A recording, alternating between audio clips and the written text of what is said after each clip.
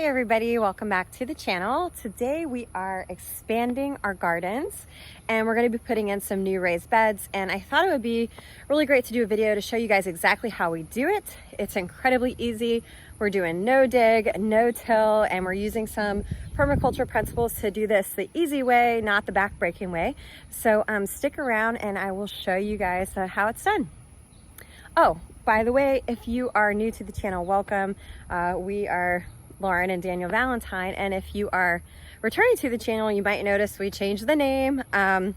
We just decided that Valentine's was accurate and descriptive, and it follows us through our many different interests, whether we're here like doing farming and homesteading stuff or out traveling in the RV. We focus on all things kind of growing your own stuff, making your own stuff, and sustainable living. So stick around and we'll show you exactly how we're doing these beds. So we just moved to this property around April 15th, and we didn't have a ton of time to get as extensive of a garden in as we used to have. So we have a combination of different types of containers, raised beds, which we'll be doing more of today, as well as even planting bags, which is my first time using them, and I absolutely love them.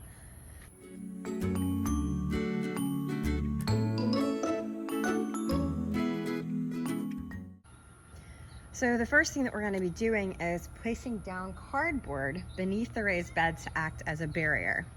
And we have a ton of cardboard right now left over from our move and some of the new household items that we had to purchase. So this is what we're going to be using.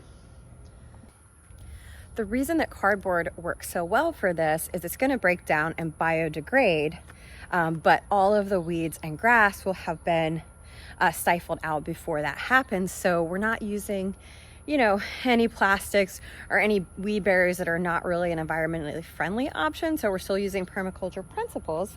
And then after the cardboard breaks down, all the soil under it is part of, the ecosystem with our beds as well. So here we go.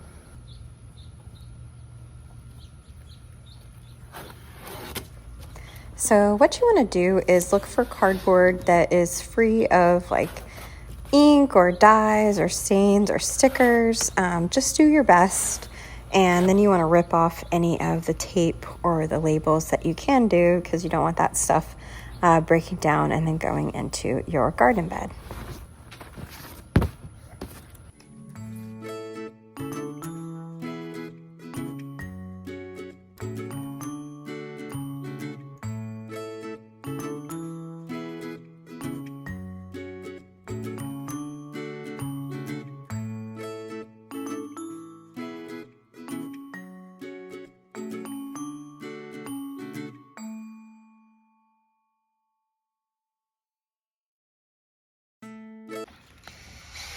So we're getting rained on, but it's just a drizzle. What we're using to build our beds are 2x8s, right babe? Yep. 2x8s. And so the beds will be about 8 inches high, and it takes 10 2x8s to build 4 beds.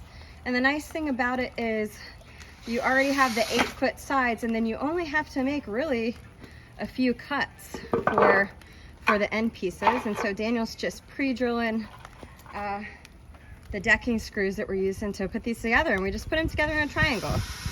Super easy. So I thought it would take a second and talk a little bit about why we're doing raised beds rather than just like mounded rows or raised rows, because it's a lot cheaper if you don't buy the wood to enclose the bed. Wood's very expensive right now. I think it's going to cost us about $90 to put these 4 beds in. But anyway, as you can see behind me, we're very fortunate to live on the beautiful banks of the Mobile Bay, and we get big storms here. So we get huge rainfall that come through, and so it will, kind of disperse the soil, it disrupts the soil, it moves it around. It also, the water table is really high. So parts of our yard will be sitting in water for a few days after a big storm. And so having the raised beds allows us to get the plants and the roots out of the water, and it'll help, raised beds drain a little faster. So that's why we're doing that. And the reason that we chose the spacing between the beds that we did is because we wanted it to just be big enough to get a lawnmower through. And when the plants are really full and in bloom, you kind of need that space to walk through, or you're just kind of pushing foliage around. But anyway, I just want to share a little bit about why we're doing that, but you can certainly not use the wood and just mound the soil up.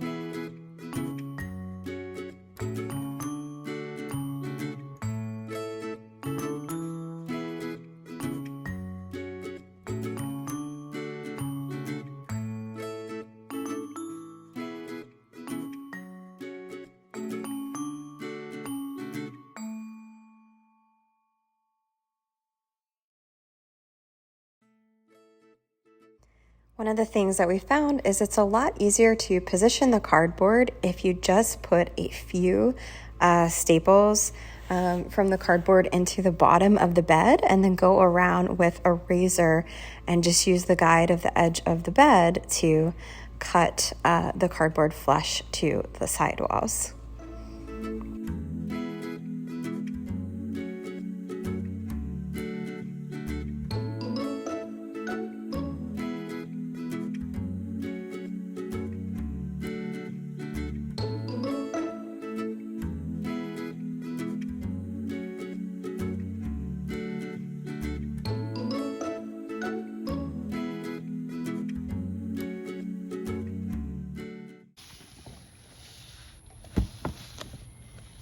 So now we already have one layer of cardboard on the bottom, but I'm gonna double up the layers of cardboard because here we have very aggressive forms of grass and we have a lot of creeping Charlie. And what I noticed, you can tell in these beds, that the creeping Charlie actually came up through the one layer. So I'm hoping that 2 layers might prevent it, but you know, if not, we'll just have to live with the creeping Charlie. It's not the worst thing.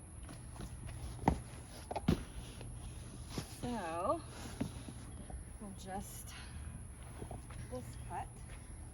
Should I like push it in there and then cut it? You could try to push it and let it kind of fold up to the sides and not even cut it at all, if it works. Or just do one side cut.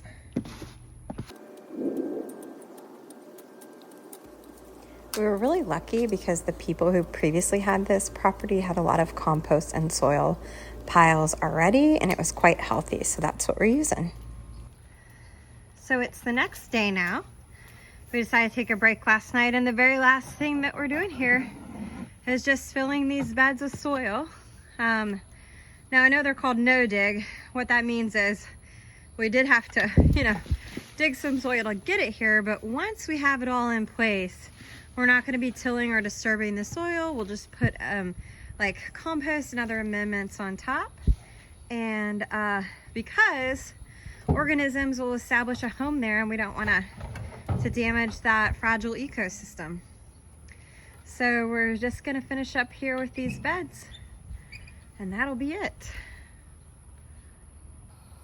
That's a wrap for this video, folks. I hope it was informative for you guys. I hope it showed you how easy it can be to put some garden beds in, and I hope it inspires you to start your own garden if you haven't. For most zones, there's still plenty of time left to get some crops in, even though it's midsummer here.